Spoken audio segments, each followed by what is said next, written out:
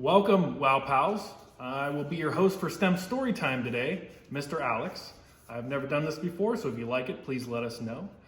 It is a very special occasion here at WOW. It is now our 9th birthday party. So congratulations to WOW staff and all of you out there.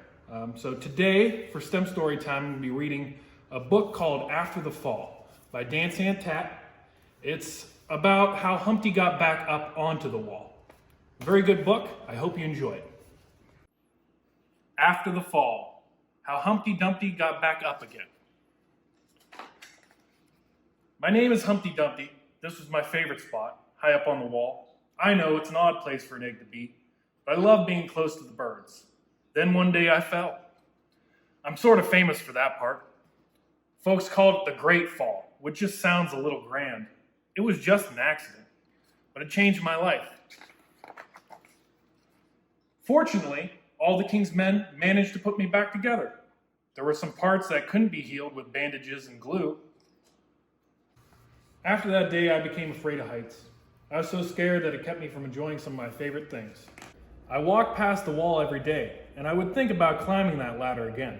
I really missed the birds and being high above the city, but I could never do it, because I knew that accidents can happen. I eventually settled for watching the birds from the ground. It wasn't the same, but it was better than nothing. Then one day an idea flew by. Making planes was harder than I thought. It was easy to get cuts and scratches, but day after day I kept trying and trying until I got it just right. My plane was perfect, and it flew like nothing could stop it. I hadn't felt that happy in a long time. It wasn't the same as being up in the sky with the birds. Unfortunately, accidents happen. They always do.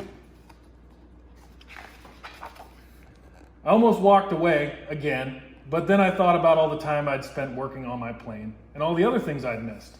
I decided I was going to climb that wall, but the higher I got, the more nervous I felt. And I didn't want to admit it. I was terrified.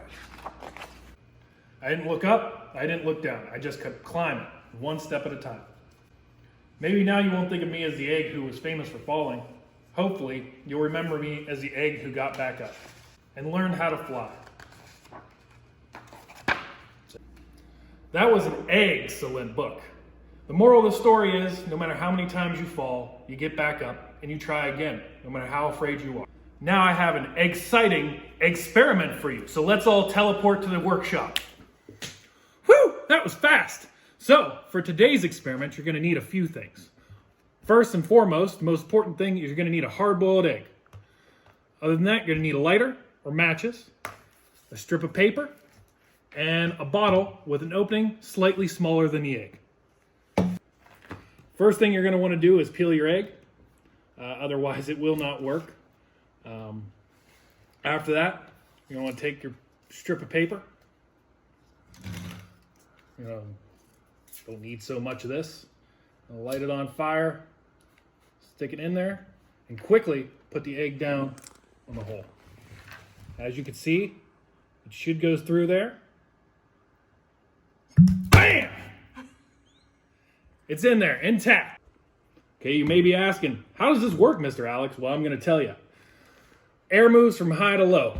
All right, so high air system here, low air system here.